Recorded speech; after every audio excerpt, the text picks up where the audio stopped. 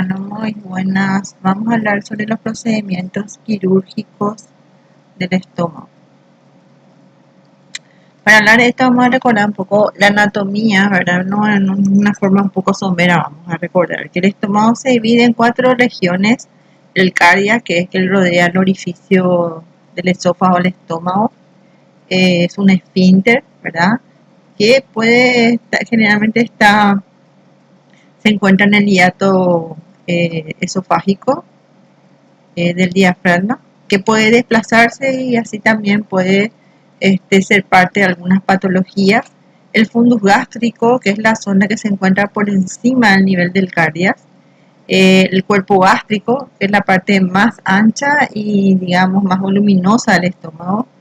La porción pilórica, que se divide en 2 partes, el antro pilórico, ¿verdad? Que es una porción un poco más estrecha, y el píloro o canal pilórico, cuyo extremo distal se encuentra el esfínter pilórico y que es el límite del estómago con el duodeno. En la figura podemos repasar otra vez, ¿verdad? El esófago, tenemos una porción abdominal, una porción ya torácica, aquí esta porción abdominal, entonces entre el esófago abdominal y ya el comienzo del estómago se encuentra el cardias o esfínter cardial, ¿verdad? En este lugar está la escotadura del cardias y en la parte más superior otra vez al cardias el fundus gástrico.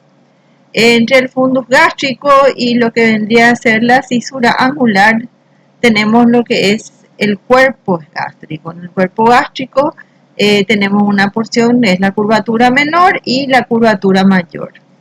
Luego de la incisura angular se encuentra lo que se denomina antro pilórico, ¿verdad?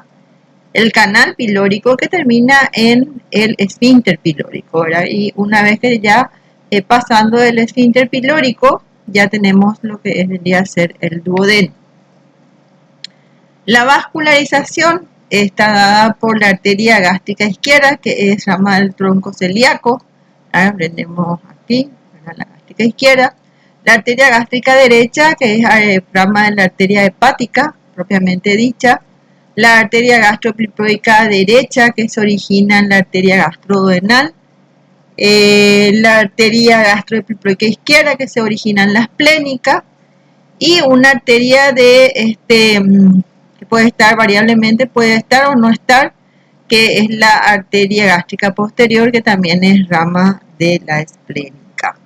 El suministro arterial está compuesto entonces por 4 sistemas vasculares arteriales. La arteria gástrica izquierda, que penetra por la curvatura menor en la región cardial. La arteria gástrica derecha, que ya dijimos, se origina en la arteria hepática derecha propiamente dicha, ¿verdad? Y que penetra en el epiplón menor hacia la curvatura menor.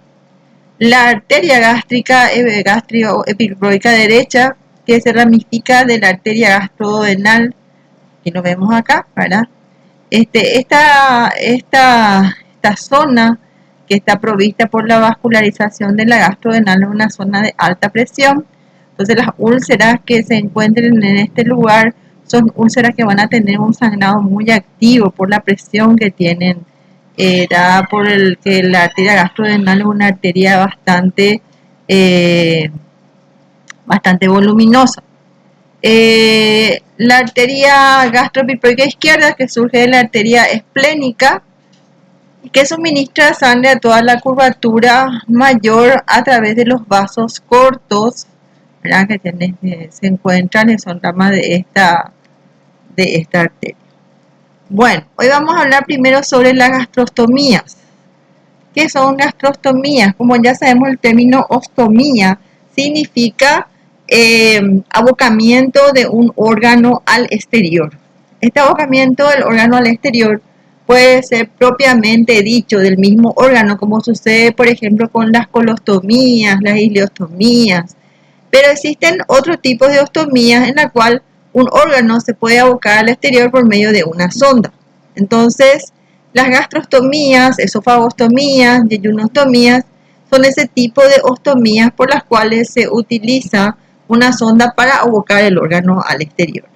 Entre las indicaciones de las gastrostomías, la principal es colocar una sonda para mantener una nutrición enteral en pacientes cuyo sistema digestivo está indemne, pero que por diferentes causas no se pueden nutrir por vía oral. Entonces, o que no se van a, o uno está previendo que no se pueda nutrir por vía oral por un periodo más o menos de un mes. Entonces, esta disminución de la capacidad de ingesta o también puede ser que el paciente no esté lúcido o que su reflejo de la deglución tenga una disfagia orofaringia o el reflejo de la deglución no sea eficaz, lo que podría hacer que el paciente broncoaspire. Entonces, también es una indicación para hacer una gastrostomía. Generalmente esto va acompañado en procesos neurológicos como la demencia senil, el Alzheimer, la esclerosis lateral amiotrófica, la esclerosis múltiple, algunas encefalipatías de tipo anóxico o hipóxico y la enfermedad de Parkinson, entre otros tipos. También enfermedades tumorales de la cavidad orofaringea que impidan al paciente poder alimentarse en forma eficaz, como podría ser neoplasias de esa región o neoplasias del cuello o neoplasias del esófago. Existen tipos de gastrostomías. Tenemos gastrostomías quirúrgicas y gastrostomías no quirúrgicas. Las gastrostomías quirúrgicas pueden ser tunelizadas o no tunelizadas. Y las gastrostomías no quirúrgicas son las gastrostomías que se hacen por técnicas percutáneas o técnicas mínimamente invasivas, que va a ser otro tema que vamos a desarrollar después. Entonces, entre las gastrostomías percutáneas, la que se utiliza actualmente es la gastrostomía endoscópica percutánea, donde se combina la endoscopía y la técnica de Seldinger. La técnica se llama técnica de pull tracción o de jalar. Vamos a hablar de algunas de ellas. La gastrostomía Lowitzel, que es una gastrostomía tunelizada, la vía de abordaje es una mini laparotomía. Entonces, la mini laparotomía generalmente se hace una laparotomía pararectal interna izquierda, más o menos a unos 2 centímetros de la línea media y más o menos a 2 centímetros por debajo de la última costilla.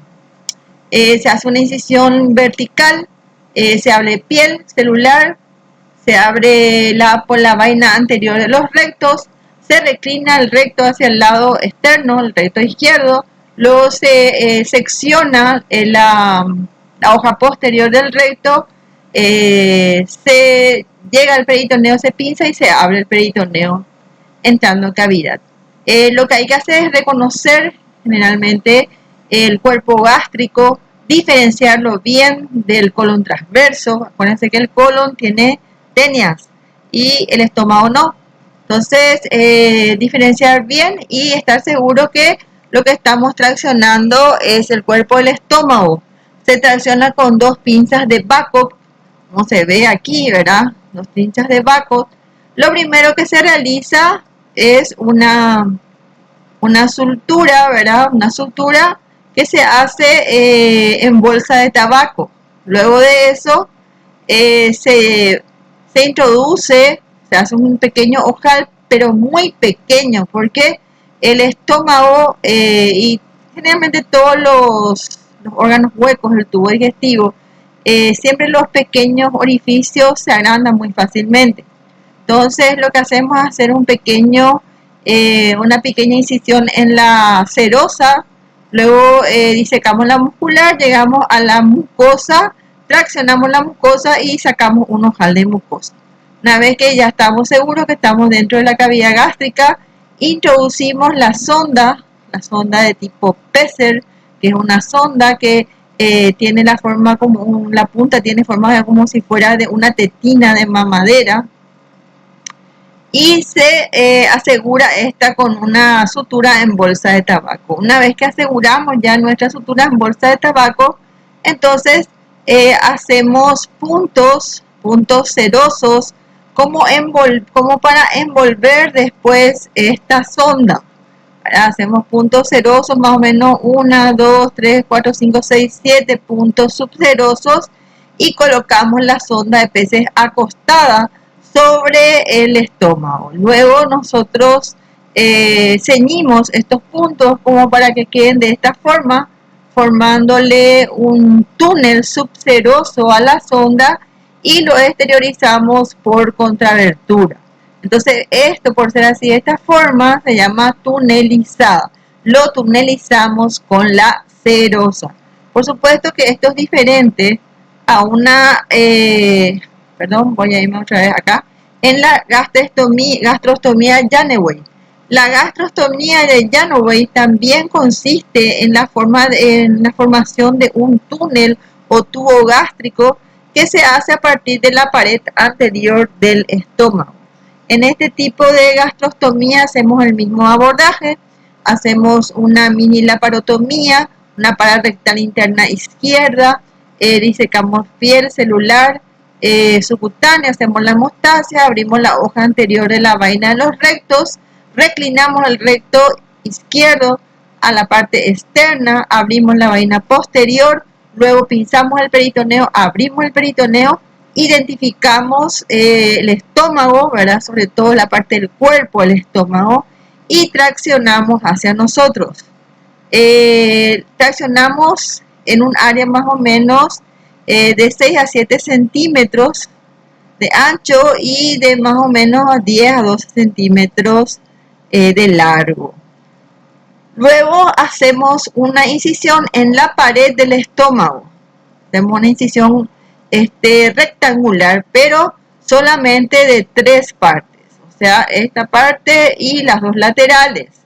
Esa se convierte como si fuera una lengua, ¿verdad? Una lengua que vamos a traccionar.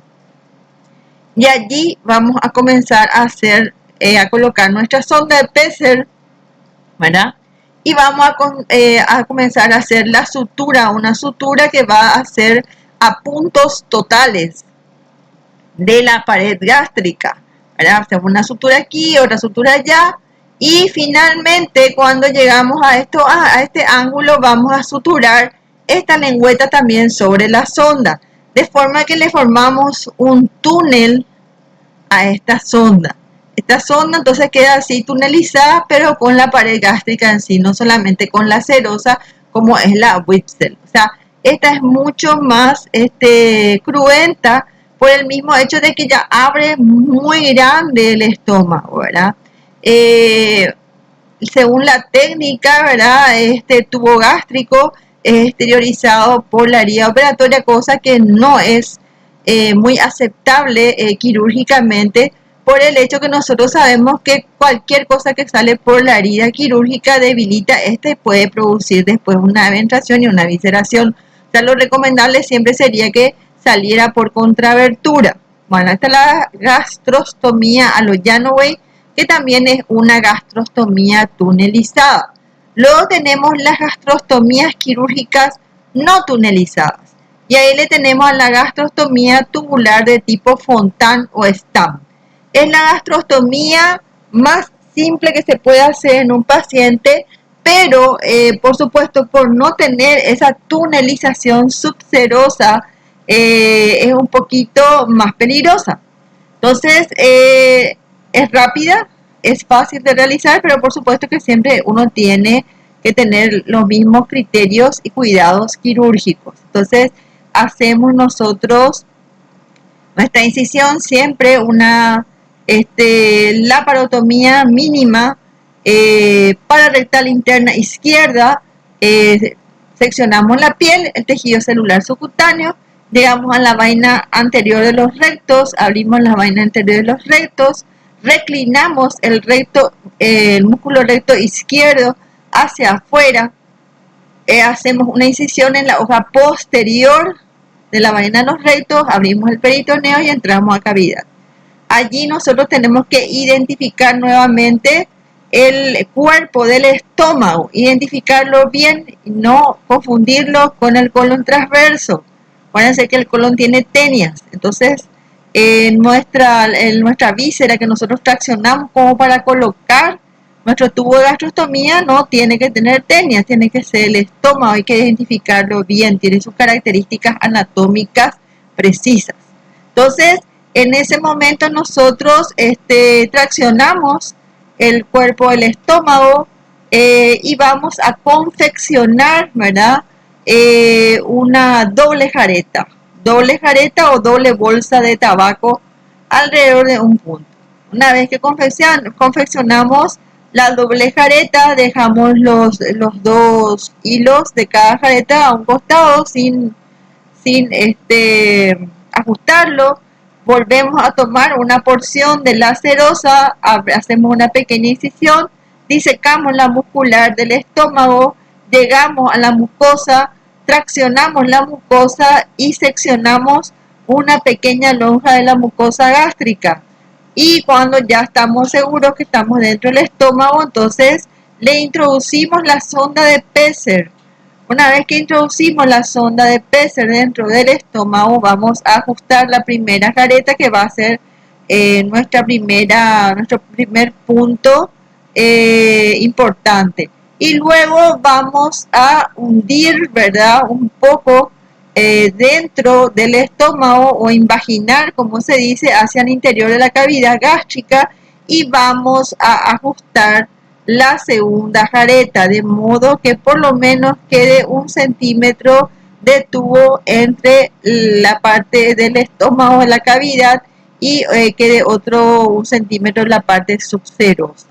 Luego, este mismo punto con el cual nosotros ajustamos la segunda jareta, vamos a llevar y vamos a anclarlo en la pared abdominal, ¿verdad? Por dentro, en la parte del peritoneo parietal, y la sonda vamos a exteriorizar por contrabertura. Entonces, esa es nuestra gastrostomía tubular tipo Fontan o Stone, ¿verdad? Luego tenemos las gastrostomías no quirúrgicas, y entre las gastrostomías no quirúrgicas tenemos a la gastrostomía percutánea, que combina dos elementos, ¿verdad? La endoscopía y la técnica percutánea. Ustedes saben que la técnica percutánea es una parte de la cirugía mínimamente invasiva, ¿verdad?, en donde se utiliza lo que se denomina técnica de Seldinger. La técnica de Seldinger consiste en la punción, ¿verdad?, en este caso de la piel, ¿verdad?, hasta llegar a la cavidad donde se quiere drenar o se quiere introducir una sonda, ¿verdad? Se hace una punción, se pasa a través de esa aguja a un alambre guía, a través de ese alambre guía se pasan dilatadores de calibres sucesivos hasta obtener el calibre de la sonda que nosotros queremos colocar. Y una vez que hacemos esto, ¿verdad?, entonces ya colocamos la sonda del calibre que nosotros estamos dispuestos a dejar. En este caso sería una sonda de gastrostomía. En la técnica de la gastrostomía percutánea endoscópica se combina la endoscopía, que nos ayuda a saber exactamente dónde queremos colocar, ¿verdad?, ese tubo.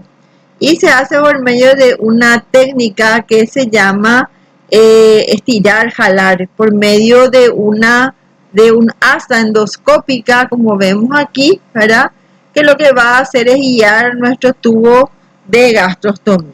Bueno, entonces se usa fundamentalmente la gastrostomía percutánea para todo, igual para que las gastrostomías quirúrgicas, ¿verdad?, para aquellos pacientes con disfagia y que necesitan alimentarse, o que tengan un problema mecánico, neurológico, y que tengan una adecuada esperanza de vida. Entonces se realiza una sedación del paciente. En este caso se introduce el gastroduodenoscopio, se llega al estómago y se elige el lugar donde se va a realizar la gastrostomía, ¿verdad? Entonces, en ese lugar donde se va a realizar la gastrostomía, el endoscopista empuja al estómago hacia la pared abdominal Por eso que vemos iluminada la pared abdominal aquí donde está el estómago. Este es el ombligo, este es el abdomen. Entonces el endoscopista nos empuja con el endoscopio contra la pared abdominal, el estómago. Tenemos la luz y entonces nosotros como podemos comenzar a colocar o punzar esa zona. Punzamos con un trocar. El endoscopista ve desde su óptica, ¿verdad?, el trocar. Luego se punza y se introduce la aguja dentro del estómago, todo siempre bajo mirada endoscópica. Y se introduce una guía metálica. Una vez que se introdujo la guía metálica, se hace una pequeña incisión alrededor de la guía metálica para poder introducir ya un dilatador, que es este. Tenemos la guía metálica y el primer dilatador. A través del primer dilatador se va a introducir una guía o sonda hidrofílica. Esa sonda hidrofílica va a ser captada por el asa del endoscopio, de un endoscopio. Esto es una asa metálica que va a, digamos, a tomar esta guía hidrofílica, la va a estrangular y va a estirarla por dentro del estómago y la va a hacer viajar por el esófago hasta la boca. Acá está la guía metálica, ¿verdad?, saliendo por la boca del paciente. Una vez que nosotros ya tenemos la guía metálica a través de la boca del paciente, se pone nuevamente un introductor y a este introductor se acopla ya la sonda de Pesser, que va a ser la sonda de gastrostomía que nosotros vamos a dejar colocada dentro del paciente. Entonces, se guía, ¿verdad?, a través de la guía metálica, y a través de esa guía metálica se va estirando y comenzamos a estirar la sonda hacia afuera, la sonda de Pesser, traccionando bien para que esa sonda de Pesser quede bien traccionada por la pared abdominal, de modo que no haya derrame de líquido gástrico dentro de la cavidad, sino tendríamos una peritonitis. Entonces vemos que ya como queda la sonda de Pesser dentro del estómago, como exteriorizamos la sonda de Pesser por el abdomen, y este botón es sumamente importante porque es el que mantiene la tensión y la seguridad de este botón gástrico.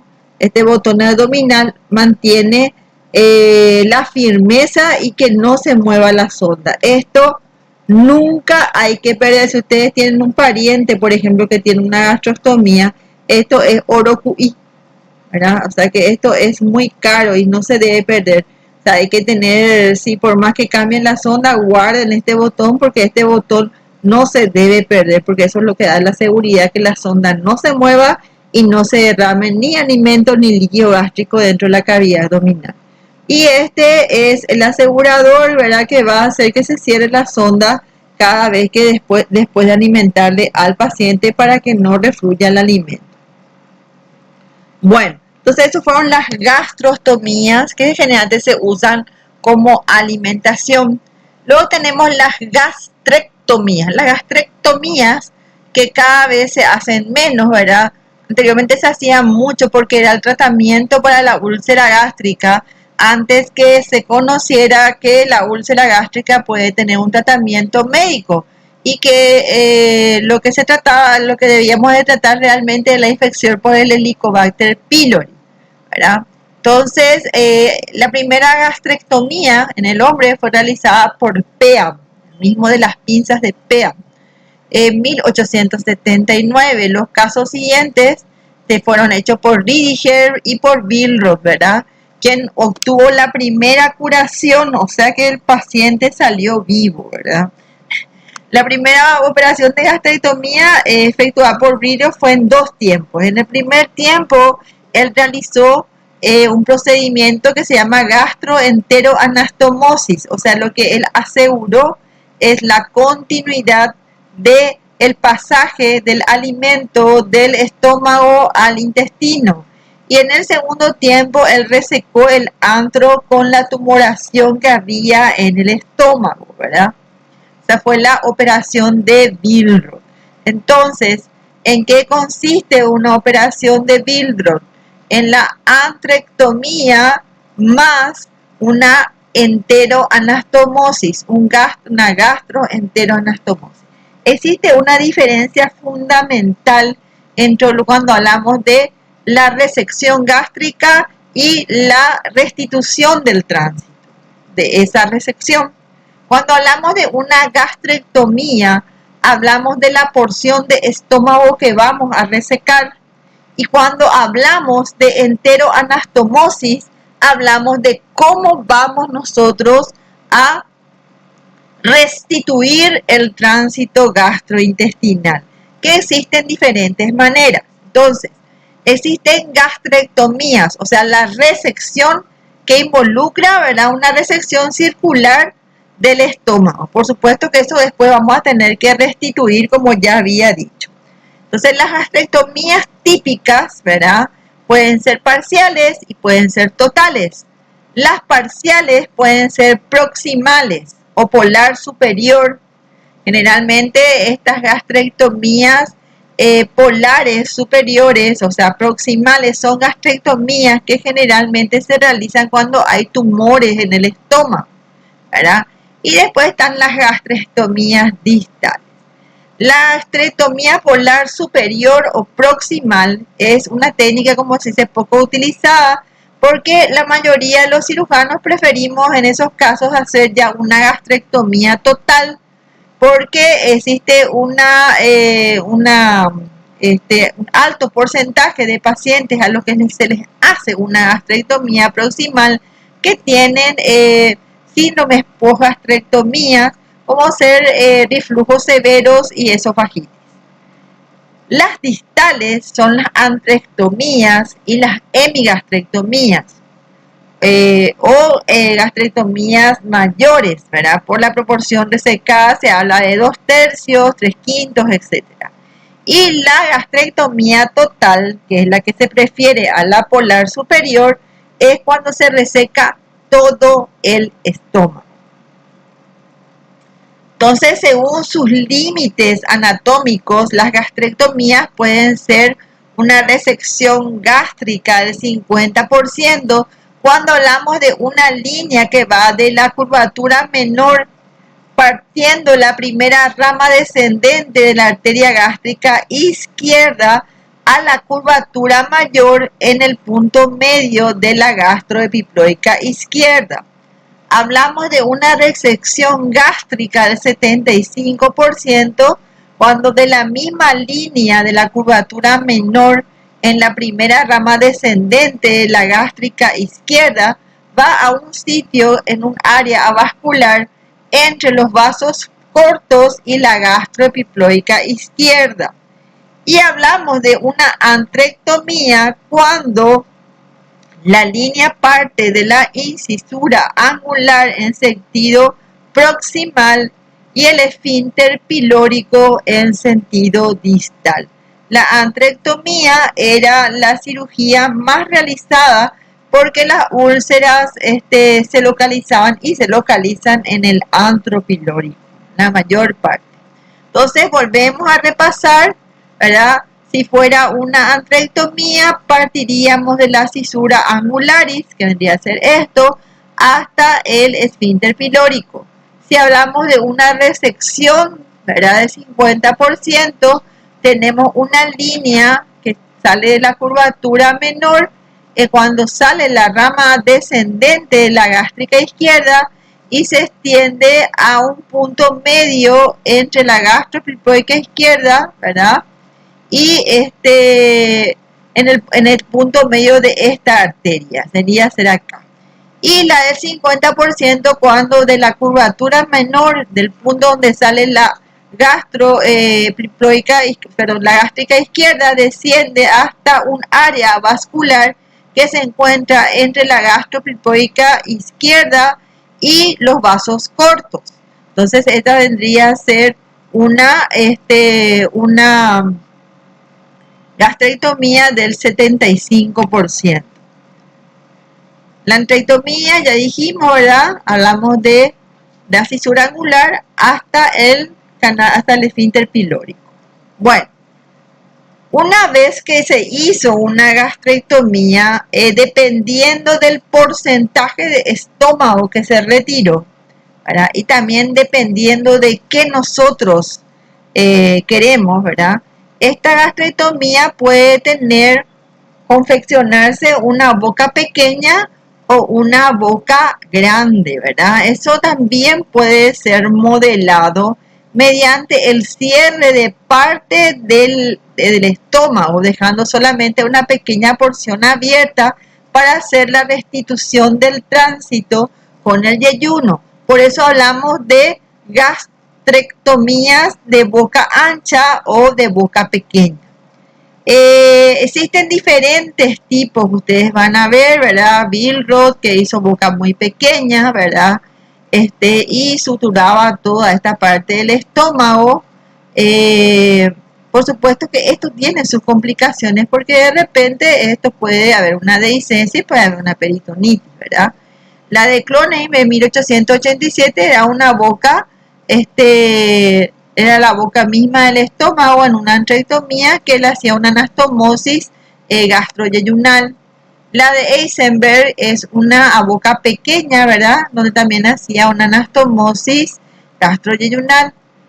La de Polya, Rachel Polya, es una gastroenteroanastomosis a boca ancha, que es la que se utiliza mucho.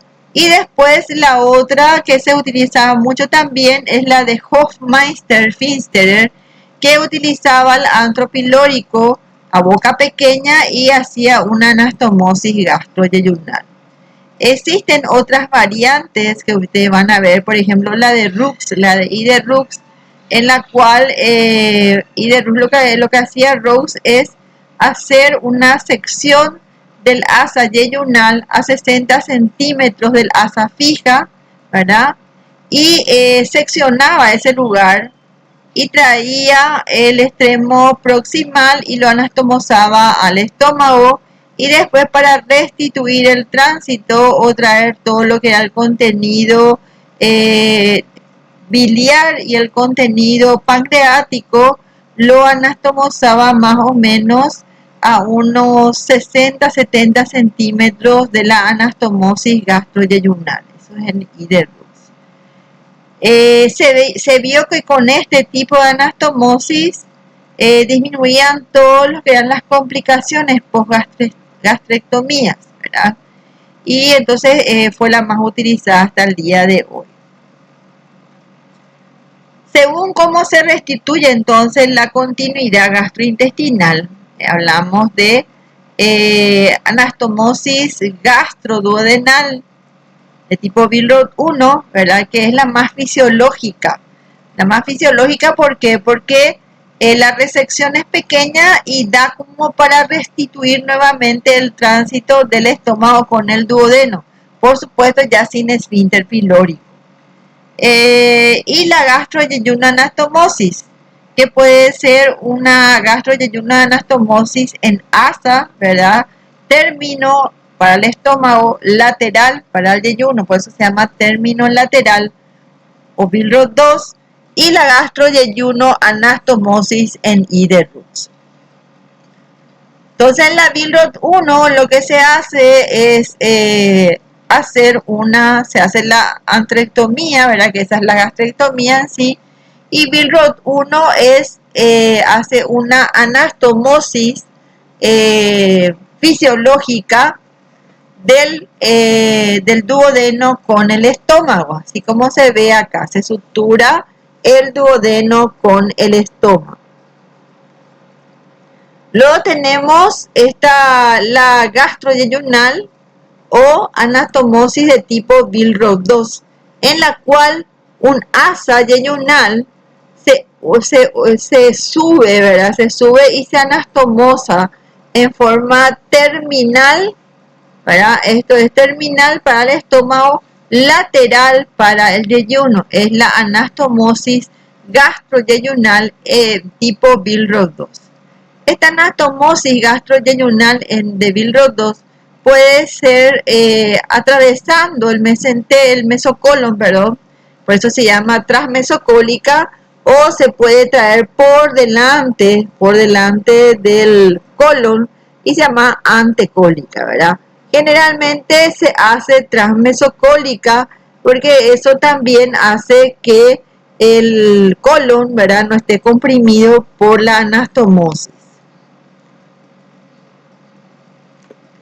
Bueno, la gastrectomía también se puede realizar, ya dijimos, con el duodeno, operación de Billroth 1, y la gastrectomía subtotal, en la cual se reseca la mitad, hemigastrectomía o 2/3 distales del estómago, y la continuidad se puede realizar por medio de una anastomosis gastroyeyunal, que puede ser en Iderux o puede ser tipo Billroth 2, y con las diferentes variantes de montaje, que puede ser a boca pequeña, que es la Hofmeister-Pfisterer, y a boca grande o boca total, que es la Rachel Polya.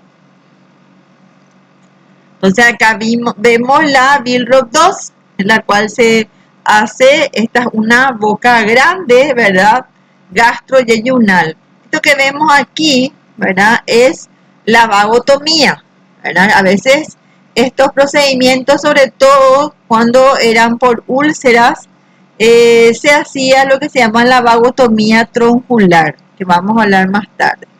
Entonces aquí nosotros tenemos cómo queda el armaje de una gastrectomía, ¿verdad?, o hemigastrectomía, en la cual se hace una anastomosis gastroyeyunal, ¿verdad? Se hace la anastomosis, el duodeno, ¿verdad?, que vemos acá, como se sacó el antro, esto es lo que queda, ¿verdad?, se sacó el antro pilórico, el píloro, el duodeno queda con la vía biliar. Entonces, para restituir el tránsito, se hace un asa de Brown acá abajo. Entonces, esto es una gastrectomía o antrectomía, perdón, con anastomosis gastroyeyunal, cierre del muñón duodenal y un asa al pie de la anastomosis que se llama asa de Brown o asa omega.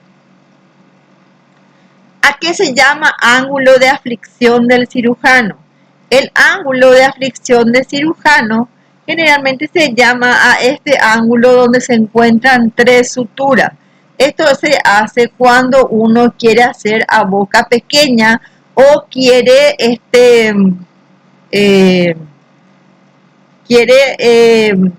digamos, hacer una plastia para que el duodeno, ¿verdad?, el duodeno o el intestino con el cual se va a anastomosar o se va a restituir el tránsito con el estómago, se acople, ¿verdad?, a la boca. Entonces existe una unión de 3 suturas en un ángulo que se llama ángulo de aflicción del cirujano, y en ese lugar es donde suceden generalmente las dehiscencias de sutura de una gastroduodenoanastomosis, y donde puede haber peritonitis postoperatoria. La gastrectomía, que se llama gastrectomía ampliada. Gastrectomía ampliada es cualquiera de las operaciones mencionadas, o sea, puede ser una gastrectomía, hemigastrectomía, una gastrectomía total, pero cuando eso se extiende a otros órganos vecinos. Para ampliar generalmente el vaso, puede ser cola de páncreas o puede ser cuerpo del páncreas. Cuando se hace, cuando existe digamos, un comprometimiento de estos órganos en un paciente que tenga un cáncer. También puede ir acompañado de una hepatectomía del lado izquierdo. Entonces, el término de gastrectomía ampliada se utiliza cuando a cualquiera de las operaciones mencionadas anteriormente le agregamos la extirpación, ¿verdad?, del vaso, la cola del páncreas o el cuerpo del páncreas o el lóbulo izquierdo del hígado. La gastrectomía total, que consiste en la resección completa del estómago, está indicada, por supuesto, en lo que se llama la linitis plástica, o también puede ser indicada en aquellas neoplasias eh, que se encuentran en el cuerpo fundus gástrico o que están produciendo una obstrucción. Entonces, en ese caso, muchas veces se indica una gastrectomía total. La continuidad del tubo digestivo se restablece por medio de una anastomosis del esófago al yeyuno, ¿verdad? En este caso, lo que se suele hacer es una esófago yeyuno anastomosis tipo I de Rux. O sea, lo que dijimos anteriormente, se cuenta de el ángulo de trace 60 centímetros, se secciona, ¿verdad? Este lugar, el asa distal se sube porque se convierte en un asa afuncional. Quiere decir que asa funcional quiere decir que solamente por ahí va a pasar el contenido alimentario que viene del esófago y por supuesto el mucus que produce el intestino. No va a haber ningún otro tipo de jugo como el pancreático, el biliar. Allí cuando recién se hace la anastomosis al pie, ¿verdad? Que es una anastomosis yeyunal, es ahí cuando se va a restituir la continuidad de lo que es la secreción biliar, la secreción pancreática, ¿verdad? Que se va a unir con todo lo que viene, ¿verdad? De la ingesta en la anastomosis yeyunal al pie. Bueno, en una gastrectomía, la disposición del equipo quirúrgico, el cirujano siempre en una cirugía de abdomen superior se encuentra a la derecha del paciente. La instrumentadora a la derecha del cirujano, el ayudante se encuentra enfrente y el segundo ayudante al lado del primer ayudante. Una vez que se hace la laparotomía, que generalmente es una laparotomía mediana supra para y un poco infraumbilical, lo primero que se hace es movilizar el estómago, ¿verdad? Mediante la maniobra de Vautrin-Kosher. La maniobra de Vautrin-Kosher consiste en el descenso del ángulo colónico, ¿verdad? Del ángulo hepático colónico y la liberación del duodeno, sobre todo de la porción retroperitoneal o segunda porción del duodeno, ¿verdad? Mediante el decolamiento coloepiploico se despega el delantal de los epiplones de la cara superior del colon transverso y submeso para restaurar la movilidad embriológica y poder penetrar en la transcavidad de los epiplones. El despegamiento se prolonga hasta la izquierda, hasta el nacimiento de la arteria gastroepiploica izquierda y hacia la derecha hasta el nacimiento de la gastroepiploica derecha. Entonces ya hablamos, ¿verdad? Antisexia, colocación de campos, incisión, exploración de la cavidad abdominal, se toma muestras del líquido peritoneal si existe, se colocan los campos operatorios y los separadores. Ya hablamos de la maniobra de Vautrin-Kosher, en la cual tenemos que descender el ángulo hepático del colon para poder movilizar y tener expuesto a la segunda porción del duodeno y la cabeza del páncreas. Tenemos que tener al duodeno en nuestra mano. Luego se hace el decolamiento coloepiploico, ¿verdad? Ahí ya tenemos que decolar y separar del epiplón gastrocólico la parte del estómago que vamos a resecar. Y también al hacer el despegamiento del epiplón gastrocólico, también vamos a seccionar el ligamento hepatoduodenal para poder movilizar completamente la primera porción del duodeno. Entonces, lo que se hace es separar, como vemos acá, ¿verdad? Separamos el ligamento gastrocólico para penetrar en la trascavidad de los epiplones y poder movilizar el estómago en toda su extensión. El despegamiento ya dijimos que se prolonga hacia la izquierda hasta el nacimiento de la gastropiploica izquierda y hacia la derecha hasta el nacimiento de la gastropiploica derecha. Una vez que se hace eso, se elige lo que se va a hacer, depende si vamos a hacer una antrectomía o si vamos a hacer una gastrectomía total. Una vez movilizado todo el estómago, ¿verdad? Tenemos ya todo el estómago todavía en nuestra mano y podemos decidir cuál va a ser la porción de estómago que vamos a resecar. Separamos el fondo gástrico hasta llegar al esófago en el caso de que sea una gastrectomía total y se hace la ligadura y la división del epiplón gastroesplénico junto con los vasos cortos, ¿verdad? Así es que nosotros vamos también a resecar el vaso, entonces vamos a extenderlo hasta la esplénica. A nivel de la unión gastroesofágica se van a ligar los nervios vagos, ¿verdad? Porque la gastrectomía total incluye una vagotomía troncular. Entonces tenemos que liberar esa zona del hiato mediante la sección del ligamento triangular del hígado para poder liberar el lóbulo izquierdo y exponer el hiato esofágico. Entonces una vez que se expone el hiato esofágico, ¿verdad? Ahí podemos visualizar el cardias. Vamos a hacer pasar una cinta bebé, ¿verdad? O un reborde de guante para poder traccionar esa parte.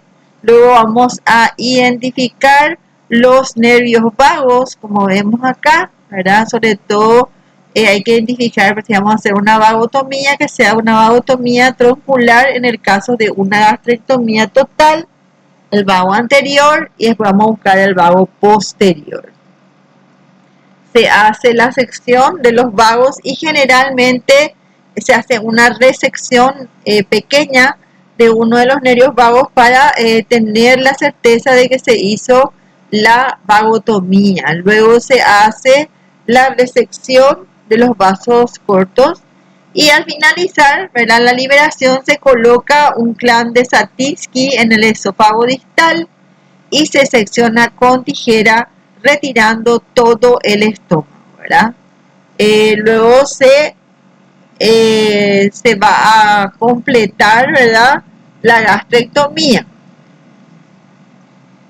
¿Cómo hacemos con el muñón distal? Porque nos quedamos con el esófago por un lado y el duodeno por otro. Entonces el muñón del duodeno puede tener varios tratamientos.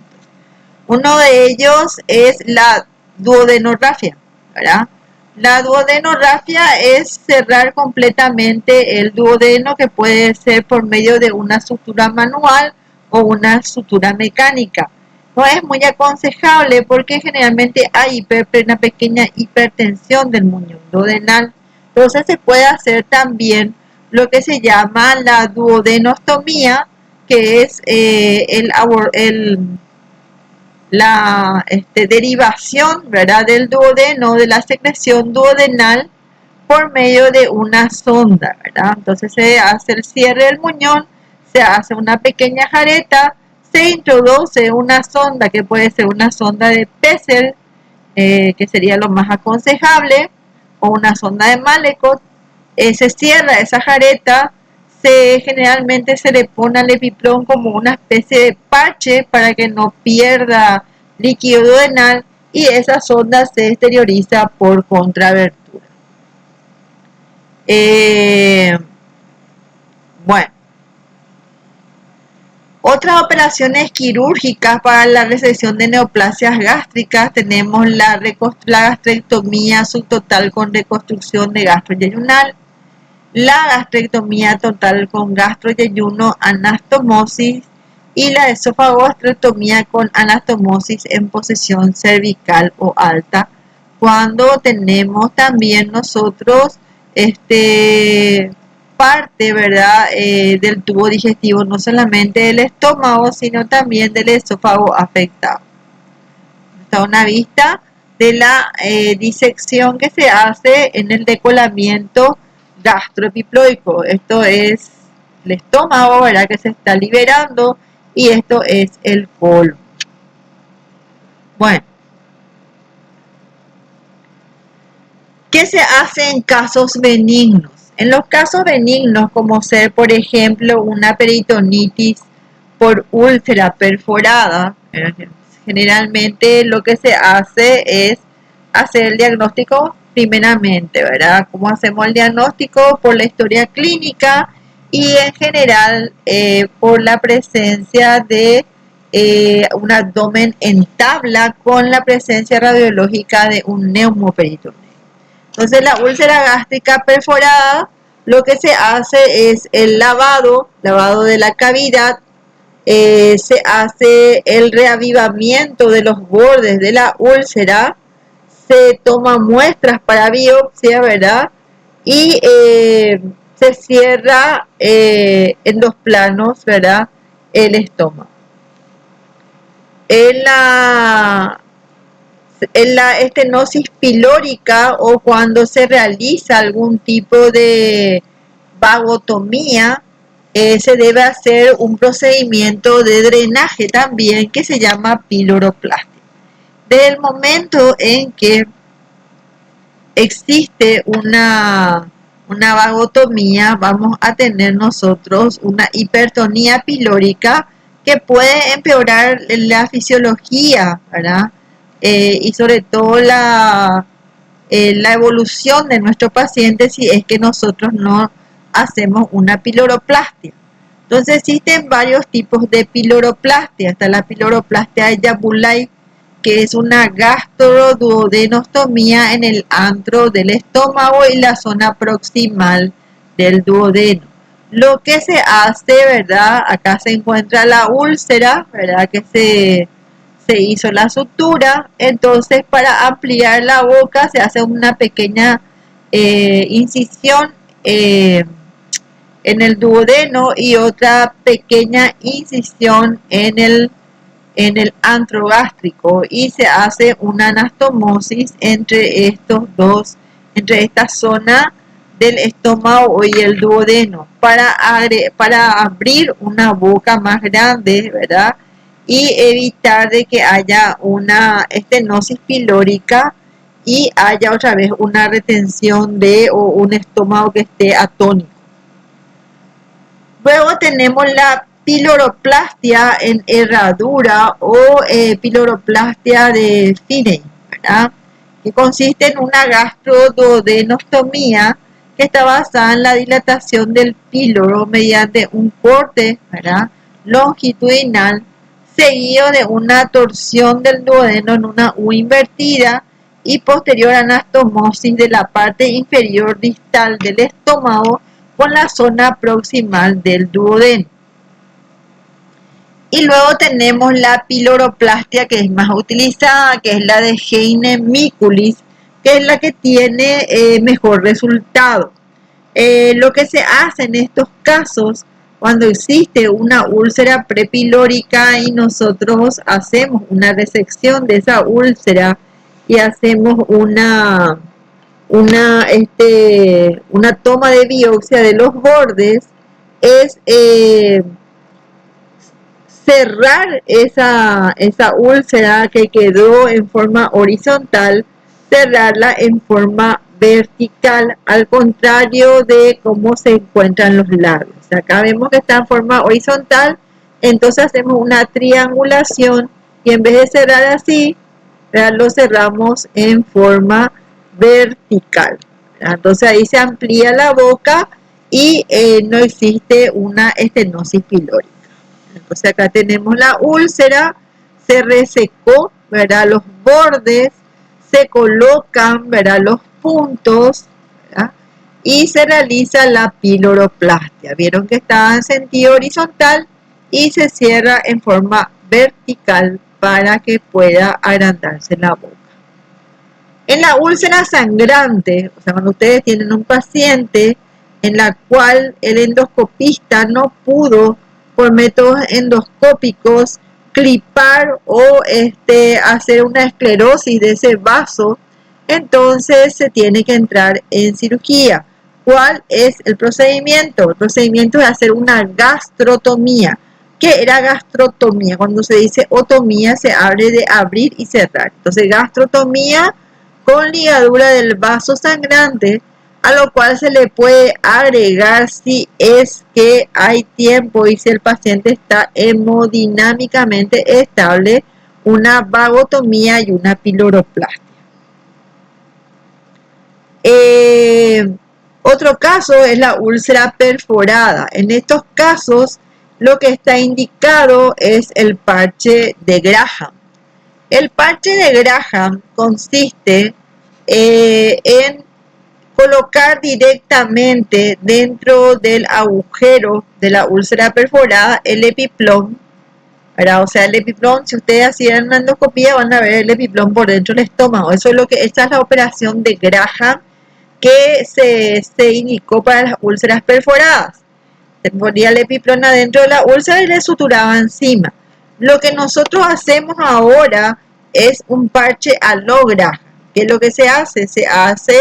Se toma siempre la muestra de biopsia de los bordes de la herida, luego se coloca, ¿verdad?, los puntos, como se ve acá en la figura B, y luego se coloca una porción de epiplom mayor y se fija ese epiplom y se cierra al mismo tiempo el orificio ulceroso. Lo que sí es que el epiplom no alcanza, se puede esqueletizar una zona del epiplom. Si nosotros hiciéramos un corte transversal de nuestra cirugía, se vería que es así, ¿verdad? Nosotros cerramos el orificio y ponemos encima el epiplom. Lo que hacía Graham es meter adentro el epiplom y luego suturar encima. Bueno, si nosotros estamos como para realizar una vagotomía, ¿verdad?, que es uno de los procedimientos también que se realizan, sobre todo cuando las úlceras gástricas no es a causa de del Helicobacter pylori, o cuando se va a hacer una gastrectomía o hemigastrectomía por un tumor. En esos casos siempre se le agrega una vagotomía. Las vagotomías exigen que nosotros tengamos en nuestra mano el hiato, ¿verdad?, y tengamos el cardias en nuestra mano, para lo cual tenemos que llegar hasta el ligamento triangular del hígado y seccionarlo para poder traccionar el lóbulo izquierdo del hígado a la derecha. Entonces ahí nosotros abrimos la serosa, ¿verdad?, que cubre la zona del cardias para exponer el vago. Si vamos a hacer una vagotomía troncular, entonces disecamos el vago anterior y el vago posterior.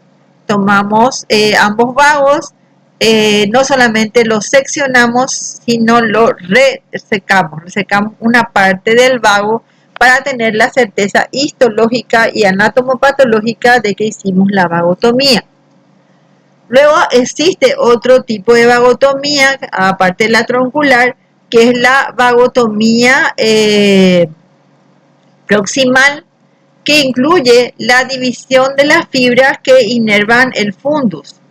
Entonces pues, se conservan las ramas de la región antropilórica. Aquí mi gata ya otra vez está en las suyas. Acá estamos. Bueno. Perdón, señor. Muy bien, digamos. En la vagotomía se conservan, como dijimos, las fibras que van al antropilórico, ¿verdad? Y se sacan, se seccionan las fibras que van al fondo. En la vagotomía supraselectiva, lo que se hace es una sección de las ramas serosas que inervan el, el cuerpo del estómago, el fundus, y se conserva la inervación que va a la vesícula biliar y al antro pilórico. Entonces se escriben tres tipos de vagotomías: la troncular, ¿verdad?, la vagotomía selectiva y la altamente selectiva, denominada también de células parietales. Entonces, si alguien le pregunta a ustedes en el examen qué es la vagotomía de las células parietales, ustedes le van a decir como respuesta que es la vagotomía altamente selectiva, ¿verdad? Entonces, la troncular, ya dijimos, es la sección distal de ambos troncos a nivel del hiato esofágico, que es la que vimos, ¿verdad? La selectiva es la sección troncal gástrica con la preservación de la rama hepática que inerva el tracto biliar y la rama celíaca que inerva el intestino delgado. Y la altamente selectiva o vagotomía de las células parietales es la que solamente divide a las células parietales del estómago. Es una vagotomía que se hace seccionando el epiplón menor y seccionando la serosa que cubre el cuerpo, ¿verdad? El cuerpo y parte de la curvatura menor, seccionando así las fibras pequeñas que llegan hasta ese lugar, ¿verdad?, que inervan el antro gástrico. Bueno, en caso de que quisiéramos hacer algún tipo de vaciamiento ganglionar por una neoplasia gástrica, tenemos diferentes tipos de vaciamiento ganglionar. Generalmente, el D1 es la remoción de los ganglios proximales o distales del estómago o de todo el estómago, incluyendo la curvatura menor y mayor. El D2 es la remoción de los ganglios que se encuentran en la transcavidad de los epiplones, el mesocolon transverso y todos los ganglios correspondientes a las arterias, más la esplenectomía, ¿verdad? Se debe practicar también la estación de los grupos 10 y 11. Acuerden que hay 17 grupos ganglionares. El D3 es la remoción de los ganglios retropancreáticos, ganglios de la cólica media, de la raíz del mesenterio y los paraórticos. Generalmente esto ya se abandonó, ¿verdad? Y después tenemos el vaciamiento ganglionar de 4 que completa todo el D3, más la exéresis de las estaciones ganglionares cabo aórticas del hilio renal izquierdo y de la arteria cólica media. Acerca de la cirugía bariátrica, que es otro de nuestros temas del día de hoy, tenemos criterios para selección de pacientes, ¿verdad? No todos los pacientes tienen indicación, ¿verdad?, de una cirugía bariátrica. Uno es el índice de masa corporal mayor a 40 kilogramos por metro cuadrado o índice de masa corporal mayor a 35 kilogramos por metro cuadrado que se asocia a una comorbilidad como por ejemplo ser la diabetes. La falla de métodos no quirúrgicos para la reducción de peso, por ejemplo balón gástrico, por ejemplo. El paciente tiene que tener una estabilidad psicológica, ¿verdad? En el sentido que el paciente debe estar convencido de la cirugía que se va a realizar para la disminución del peso o para la contención de su dislipidemia, diabetes, o sea, de su enfermedad metabólica en sí. El paciente no debe ser consumidor de drogas o alcohol y la edad se encuentra entre los 18 y 60 años. Existen 3 tipos de cirugías según el grado de la reducción del volumen gástrico que se va a realizar, que son las cirugías restrictivas. Las restrictivas son las que reducen el volumen del estómago Y la pérdida de peso tiene que ver con el que el paciente tiene una menor ingesta de alimentos. Entre ellos se encuentra como ejemplo la manga gástrica. Luego tenemos las cirugías malabsortivas, que mantienen la ingesta de alimentos, pero producen una mala absorción porque se produce una derivación, ¿verdad? Por lo cual los alimentos no son absorbidos por el estómago y se eliminan más rápidamente, y son las cirugías del bypass. Y después existen cirugías mixtas, que es una combinación de las malas absortivas con las restrictivas. Entonces, entre las principales técnicas quirúrgicas para el tratamiento de la obesidad mórbida, tenemos a la restrictiva, que son la gastroplastia, ¿verdad? Que son la manga gástrica, ¿verdad? La gastroplastia vertical, tenemos a la manga, tenemos a la gastroplastia vertical con anillo, tenemos a la gastroplastia con banda gástrica ajustable, y entre las malas absortivas tenemos al bypass yeyuno ileal y al switch duodenal, ¿verdad? Y entre las mixtas tenemos al bypass gástrico en I de Rux. De un bypass gástrico en la cual se cierra el cardias y se hace una anastomosis esófago-yeyunal más una anastomosis yeyuno-yeyunal en I de Rux.